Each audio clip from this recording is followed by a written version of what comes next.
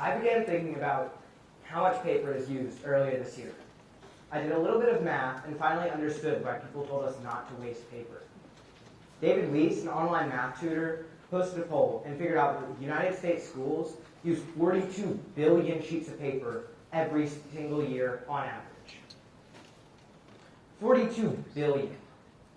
That's enough where if you took each sheet of paper and laid it lengthwise end to end, then it could wrap around the world. Not just once, not twice, but 292 times. I'm telling you that this would be 7,291,667 miles long. This proves the extremely high paper consumption around the world. And with this extremely high paper consumption, it's causing a very high demand for timber. As timber companies will cut down all of these trees, they will perform deforestation. Deforestation is the cutting or burning of a large amount of forest. And it's not just harming the environment, but it's harming everything that lives in it as well. While in biology class about a month ago, we watched a video from Animal Planet, and it talked about frogs in Ecuador. It said 500,000 acres of forest are destroyed in Ecuador alone every single year. 500,000 acres in a country the size of Nevada.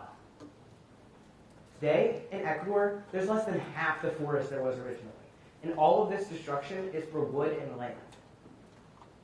This kind of thing is happening all around the globe, without many people actually seeing it or understanding it. This is what's actually happening.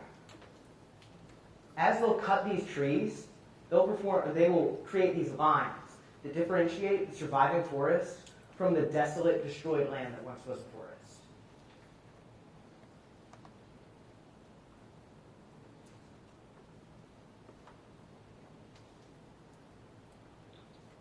Then, as they get this wood, a large portion of the wood is made into paper.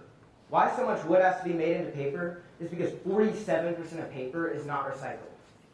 47% of paper is just thrown into trash cans.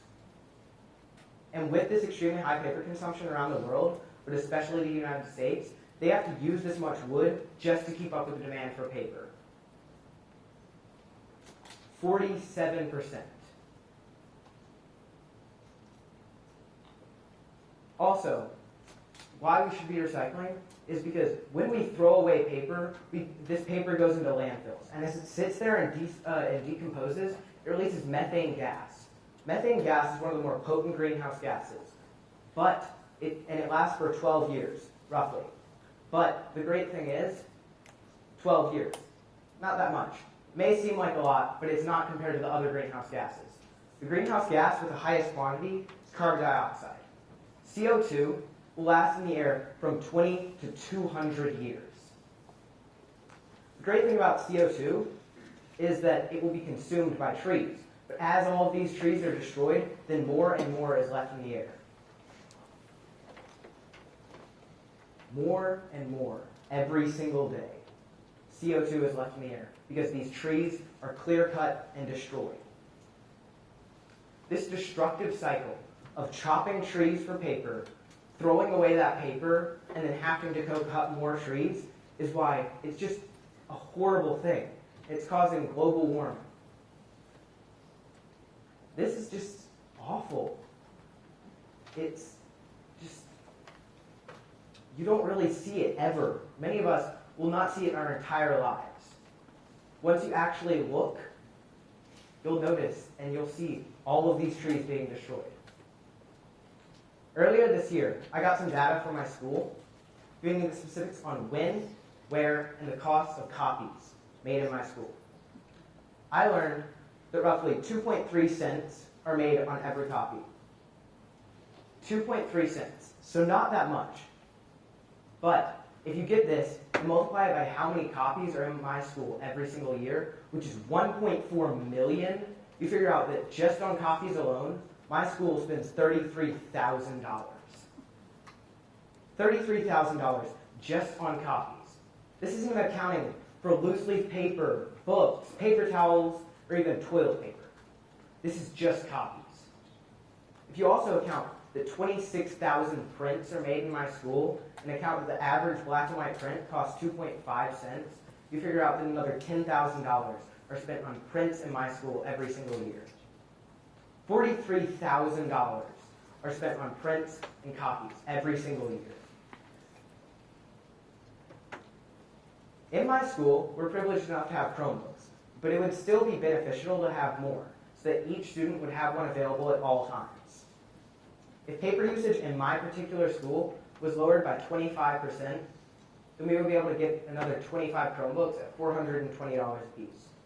And when I say paper usage, I mean just copies and prints. Also, if each student and faculty member found a way to save one less sheet of paper a day, then just on school days, in one school year, we would save 208,800 sheets of paper. I'm telling you that if they just found a way to save one less sheet of paper a day, then in a year, we would save over 200,000 sheets of paper. Also, if they continued this every single day of the year, then 423,400 sheets of paper would be saved every single year. Also, if the entire United States got involved in the initiative to save one less sheet of paper, then in 1 year, 116,398,500,000 sheets of paper would be saved every single year. I'm not going to tell you,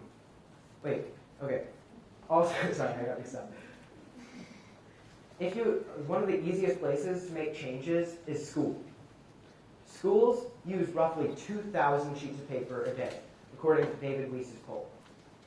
If you get that number and multiply it by the number of schools in the United States, you figure out that 259,356,000 sheets of paper are used every single day.